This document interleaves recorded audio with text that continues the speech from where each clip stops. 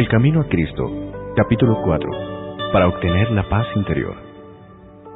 El que encubre sus transgresiones no prosperará, mas quien las confiese y las abandone, alcanzará misericordia. Proverbios 28:13. Las condiciones para obtener la misericordia de Dios son sencillas, justas y razonables. El Señor no nos exige que hagamos alguna cosa penosa para obtener el perdón de los pecados. No necesitamos hacer largas y cansadoras peregrinaciones, ni ejecutar duras penitencias para encomendar nuestras almas al Dios de los cielos o para expiar nuestra transgresión. Mas el que confiesa su pecado y se aparta de él, alcanzará misericordia. El apóstol dice: Confesad pues vuestros pecados los unos a los otros, y orad los unos por los otros, para que seáis sanados. Santiago 5:16. Confesad vuestros pecados a Dios, quien solo puede perdonarlos, y vuestras faltas unos a otros. Si has dado motivo de ofensa a tu amigo o vecino, debes reconocer tu falta, y es su deber perdonarte libremente. Debes entonces buscar el perdón de Dios, porque el hermano a quien has ofendido pertenece a Dios, y al perjudicarlo has pecado contra su Creador y Redentor. Debemos presentar el caso delante del único y verdadero mediador, nuestro gran sumo sacerdote, que ha sido tentado en todo punto, así como nosotros, mas sin pecado, que es capaz de compadecerse de nuestras flaquezas. Hebreos capítulo 4, versículo 15. Y es poderoso para limpiarnos de toda mancha de pecado. Los que no se han humillado de corazón delante de Dios reconociendo su culpa, no han cumplido todavía la primera condición de la aceptación. Si no hemos experimentado ese arrepentimiento del cual nadie se arrepiente, y no hemos confesado nuestros pecados con verdadera humillación de alma y quebrantamiento de espíritu, aborreciendo nuestra iniquidad, no hemos buscado verdaderamente el perdón de nuestros pecados. Y si nunca lo hemos buscado, nunca hemos encontrado la paz de Dios. La única razón por que no obtenemos la remisión de nuestros pecados pasados es que no estamos dispuestos a humillar nuestro corazón y a cumplir con las condiciones de la palabra de verdad. Se nos dan instrucciones explícitas tocante a este asunto. La confesión de nuestros pecados, ya sea pública o privada, debe ser de corazón y voluntaria. No debe ser arrancada al pecador.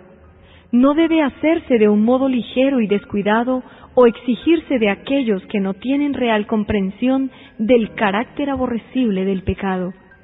La confesión que brota de lo íntimo del alma sube al Dios de piedad infinita. El salmista dice: Cercano está Jehová a los quebrantados de corazón, y salva a los de espíritu contrito. Salmo 34:18. La verdadera confesión es siempre de un carácter específico y declara pecados particulares. Pueden ser de tal naturaleza que solamente pueden presentarse delante de Dios. Pueden ser males que deben confesarse individualmente a los que hayan sufrido daño por ellos. Pueden ser de un carácter público, y en ese caso deberán confesarse públicamente. Toda confesión debe hacerse definida y al punto, reconociendo los mismos pecados de que seáis culpables. En los días de Samuel, los israelitas se extraviaron de Dios. Estaban sufriendo las consecuencias del pecado porque habían perdido su fe en Dios, el discernimiento de su poder y su sabiduría para gobernar a la nación, y su confianza en la capacidad del Señor para defender y vindicar su causa. Se apartaron del gran gobernante del universo y quisieron ser gobernados como las naciones que los rodeaban. Antes de encontrar paz, hicieron esta confesión explícita: Porque a todos nuestros pecados hemos añadido esta maldad, de pedir para nosotros un rey. Primera de Samuel, capítulo 12, versículo 19. Tenían que confesar el mismo pecado del cual estaban convencidos. Su ingratitud oprimía sus almas y los separaba de Dios. Dios no acepta la confesión sin sincero arrepentimiento y reforma. Debe haber un cambio decidido en la vida. Toda cosa que sea ofensiva a Dios debe dejarse. Esto será el resultado de una verdadera tristeza por el pecado.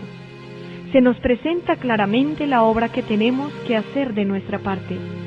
Lavaos, limpiaos, apartad la maldad de vuestras obras de delante de mis ojos. Cesad de hacer lo malo, aprended a hacer lo bueno, buscad lo justo, socorred al oprimido, mantened el derecho del huérfano, defended la causa de la viuda.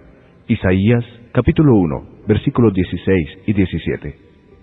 Si el inicuo devolviere la prenda, restituyere lo robado, y anduviere en los estatutos de la vida, sin cometer iniquidad, ciertamente vivirá, no morirá. Ezequiel capítulo 33, versículo 15. San Pablo dice, hablando de la obra de arrepentimiento: Pues he aquí esto mismo, el que fuisteis entristecidos según Dios, qué solícito cuidado obró en vosotros, y qué defensa de vosotros mismos, y qué indignación, y qué temor, y qué ardiente deseo, y qué celo, y qué justicia vengativa. En todo os habéis mostrado puros en este asunto. Segunda de Corintios, capítulo 7, versículo 11. Cuando el pecado ha amortiguado la percepción moral, el injusto no discierne los defectos de su carácter, ni comprende la enormidad del mal que ha cometido, y, a menos que ceda al poder convincente del Espíritu Santo, permanecerá parcialmente ciego sin percibir su pecado. Sus confesiones no son sinceras ni de corazón. Cada vez que reconoce su maldad, trata de excusar su conducta declarando que si no hubiese sido por ciertas circunstancias, no habría hecho esto o aquello de lo que se le reprueba. Después de que Adán y Eva hubieron comido de la fruta prohibida, los embargó un sentimiento de vergüenza y terror. Al principio solamente pensaban en cómo podrían excusar su pecado y escapar de la terrible sentencia de muerte.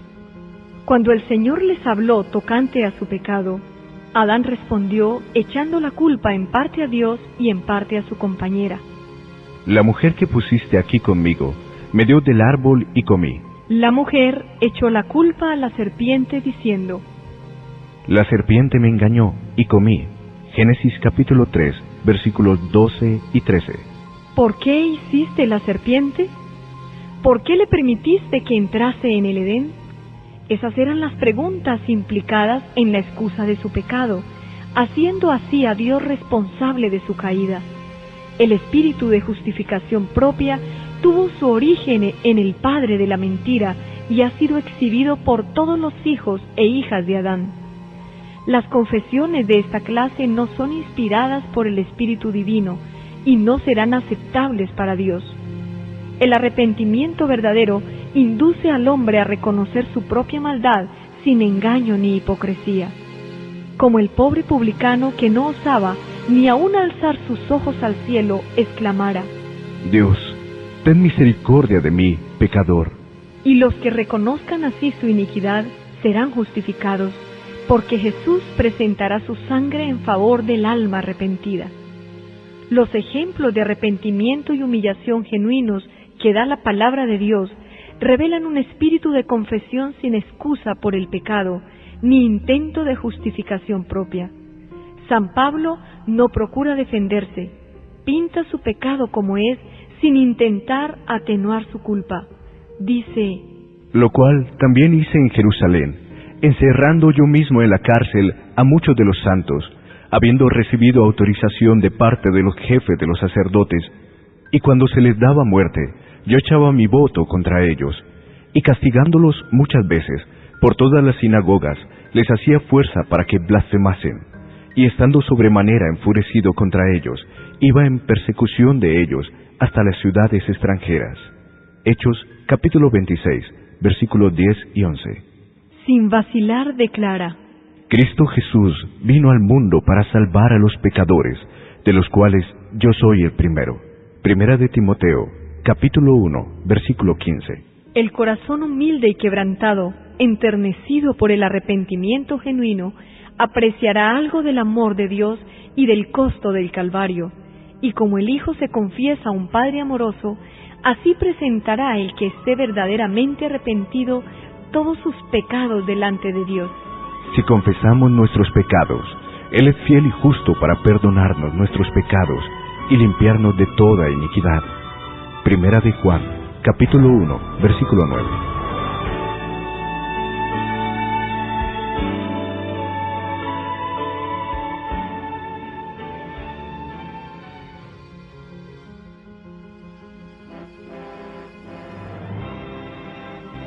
Agradecemos a Zulay Herrera, a Ricardo Merchán, a Daniel Ospina y a Juan Carlos Rincón por esta versión del Camino a Cristo en audio digital.